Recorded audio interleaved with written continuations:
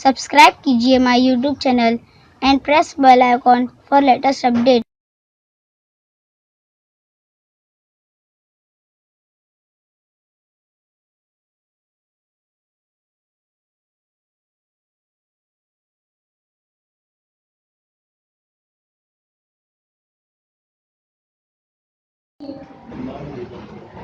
इस रास्ते पे चलने वालों को रास्ता एहतमाम हो, इस रास्ते पे चलने वालों को रास्ता एहतमाम हो, इस महफिल में बैठने वालों को हमारा सलाम हो।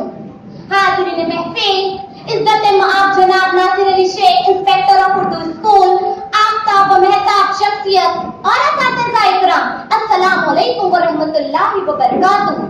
आज इस पुररौनक महफिल में ये मेरे लिए बड़ी खुशनसीबी की बात है कि इतनी अजीम शख्सियत सर सैयद अहमद खां के बारे में मुझे लबकुशाई करने का मौका मिला। आज इस पुररौनक महफिल में ये मेरे दिल से बेसाख्ता निकल रहा है। लम्हे लम्हे में बसी तेरी यादों की महक, लम्हे लम्हे में बसी तेरी यादों की महक, आज का दिन तो खुशबू का सफर है। अजीजों, रोज़े अव्वल इस सरज़मीन हिंद पर ऐसी अजीब शख्सियतें गुजरी है जिनके एहसानों को फरामोश करना मुश्किल ही नहीं नामुमकिन है। उन्हीं में से एक शख्सियत सर सैयद अहमद खां है। कौन का ये मेहमान जिसे दुनिया सर सैयद अहमद खां के नाम से जानती है? वो 17 अक्टूबर 1817 मुदफ़्फ़र खान के एक बावक़ार शरीफ और तालीम याफ्ता खानदान में पैदा हुए। उनके वालिद के मुगल दरबार से खुशगवार ताल्लुकात थे, लिहाजा उनकी तालीम दरबार में ही मुकम्मल हुई। दोस्तों, सर सैयद अहमद खान ने उस वक्त हिंदुस्तानी मुसलमानों का साथ दिया जब चारों तरफ काली घटाएं छाई हुई थी, जहालत पसमानदगी की समंदर के खतरात के निशान से ऊपर चले थे। हुकूमत इंतजामिया मुसलमानों के खिलाफ ऐलान जंग कर रही थी। दर हकीकत ये मुस्लिम माशरा 1857 की गदर में मुकम्मल तौर पर तबाह व ताराज हो चुका था। वक्त तकियों की कब्रिस्तान की तरफ दौड़ रहा था। हर तरफ स्याही माहौल, झगड़े फसाद आम थे। उसी वक्त सर सैयद अहमद खान ने अलीगढ़ तहरीक का आगाज किया। अलीगढ़ वो तहरीक है जिसमें मुसलमानों को निशातिस्तानिया से मौसूम करते हैं।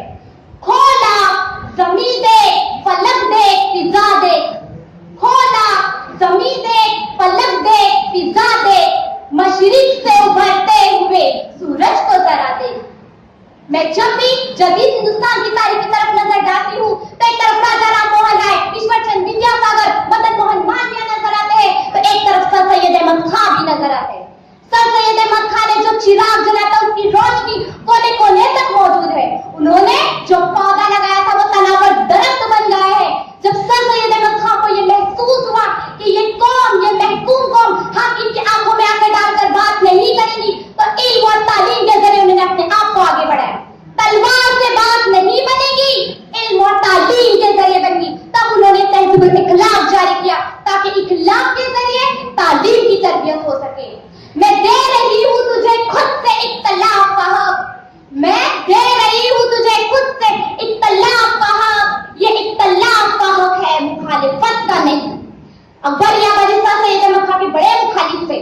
उन्होंने कहा, पाँव को बहुत झटका पटका, जंजीर के आगे कुछ ना चली, यूरोप में दिखाकर रंग अपना, सैयद को मुरीद बना ही लिया, सब पीरों से ये बच निकले, इस पीर के आगे कुछ ना चली। जब अकबर इलाहाबादी मोहम्मद अहमद और कॉलेज में तशरीफ लाए, सर सैयद अहमद खान से तबादला ख्याल हुआ तो उन्होंने देखा तो वो उनके मुरीद हो गए। उन्होंने कहा, हम तो सिर्फ बातें करते हैं, सर सैयद अहमद का तो काम करते हैं। सर सैयद अहमद खान हिंदू मुस्लिम तहजीब के जबरदस्त हामिल थे। उन्होंने कहा, ये हिंदुस्तान देश एक दुल्हन है, हिंदू और मुस्लिम इसकी दो आंखें हैं। इतना अजीम फतवा आज भी हमारे कानों में गूंज रहा है जैसे कोई कौम में यकजहती को सबूत करने के लिए, जाहिर करने के लिए एक मिसाल हो। सर सैयद अहमद खान को वक्फों मिनटों लम्हों में कया खत्म नहीं किया जा सकता। उनका खाका वसी और तवील है।